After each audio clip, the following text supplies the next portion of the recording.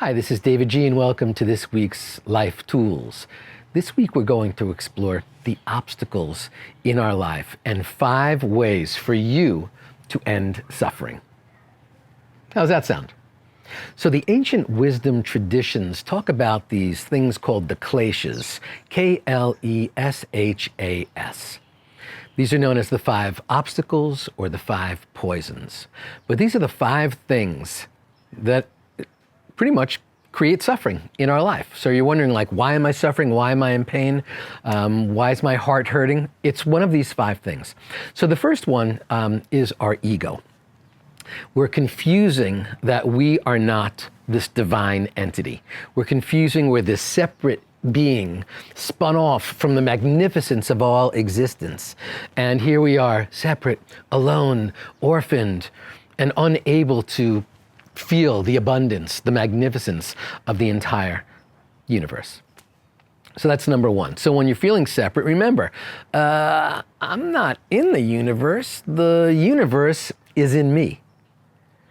And there's that beautiful expression, aham brahmasmi. It's one of the ancient Mahavakyas, master sayings, aham brahmasmi. So that means I'm one with the universe, essentially. The second one is, and this is probably the biggest reason we suffer in our lives, is confusing permanence and impermanence. So impermanence is the stuff that we thought we would have, but it didn't. I was really, really happy, and then it stopped. I was feeling a certain way, and then I felt another way. I had this thing that I thought would last forever, but of course, it doesn't. So when we ask, like, well, then what's permanent? What's permanent? The universe is permanent. Never born, never died. We talk about it being billions and billions and billions of years old, but the reality is we are stardust that has blasted off from a supernova 4 billion years ago, and who knows, that perhaps has been flowing through the universe for billions of years before that. Even Einstein in the 50s said, energy cannot be created nor destroyed. It can only be transformed. Actually, he said, it can only be changed. I like to use the word transform, but he said, it can only be changed from one form to another.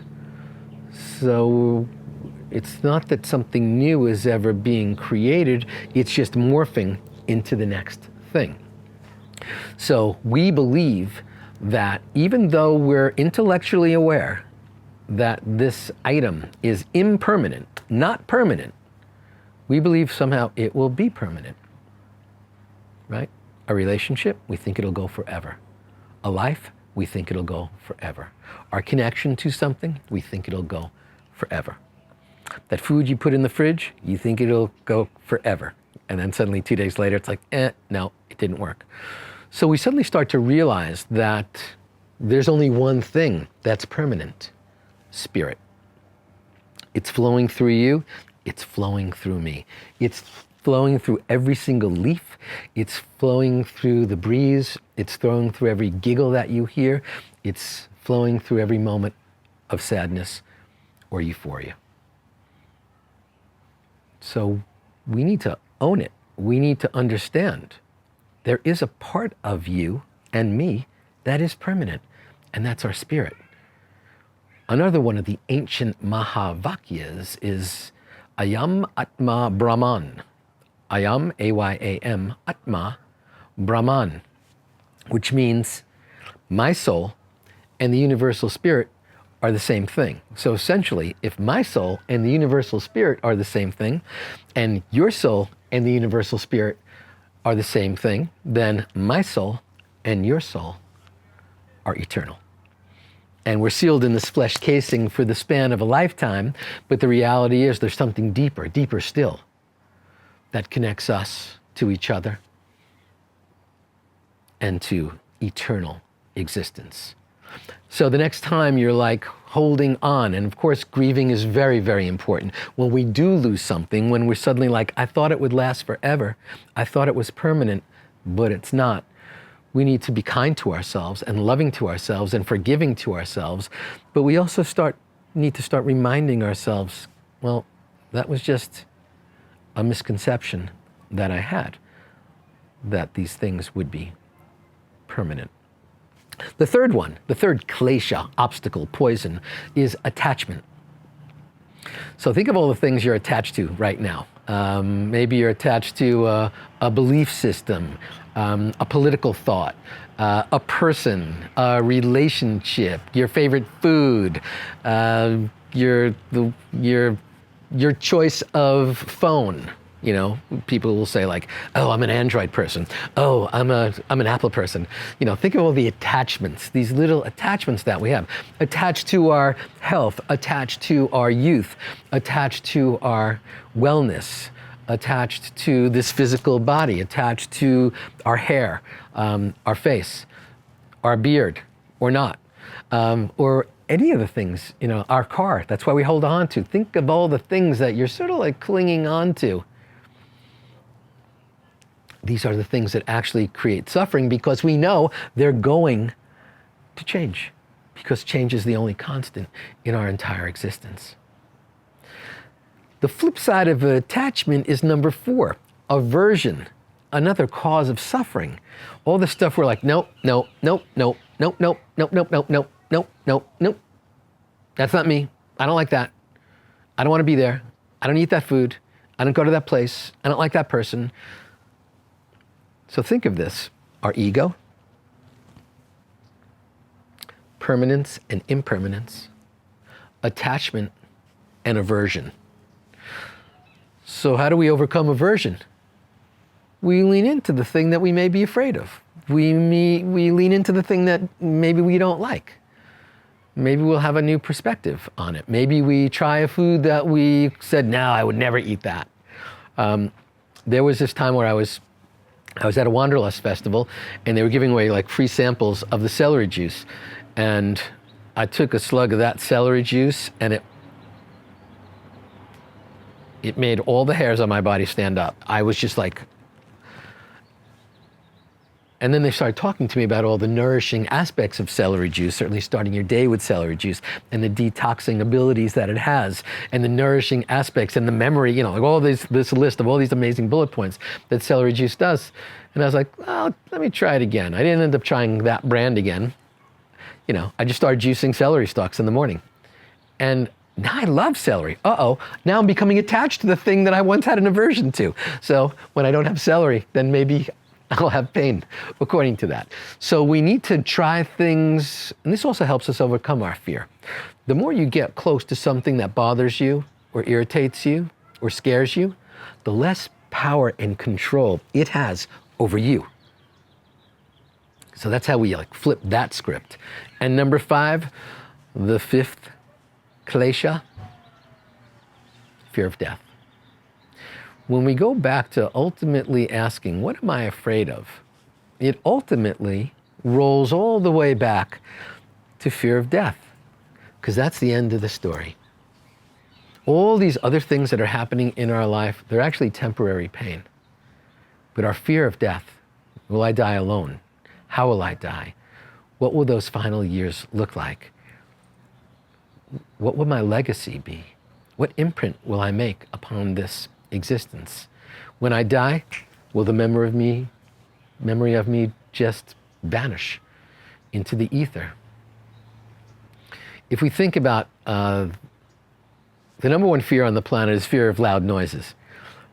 And that probably is because we feel, that loud noise, a tree could fall on me or something could kill me. But the second most largest fear on the planet is fear of public speaking. So when we think like, why am I afraid to speak in public or speak to large groups or speak to anyone other than my closest friends? And suddenly we realize, I'm afraid of being humiliated. I'm afraid I'll be embarrassed. Take that deeper. Well, if I'm afraid of being embarrassed, I'm afraid that people will make fun of me. Okay, could we take that deeper? Well, if I'm afraid that people will make fun of me, I'm afraid that they'll sort of like alienate me or shun me. Could we take that deeper? Well, if I'm afraid that I'll be alienated, I'm fearing I'll be alone. Could we take that deeper? Well, I'm fearing I'll be alone, and then I'm fearing I'll die alone. Almost every fear, if we chunk it down through all the stages, ultimately ends up as fear of death. We fear that this thing, this flesh casing that we're sealed in for the span of a lifetime, will just drop. We'll take our last breath, and all this will be gone. All this connection, all this beauty, all this magnificence will be gone. So how do we overcome that? We celebrate the present moment. We move from grieving our potential loss of ourselves and move towards gratitude. And I believe if you wake up every single morning, and I do this every single morning as part of my meditation practice, if you wake up every morning and just start making a list of all the things you're grateful for right now. Let's try it right now. We'll just take a few seconds here. Just name the top 5 things you're grateful for right now in this moment.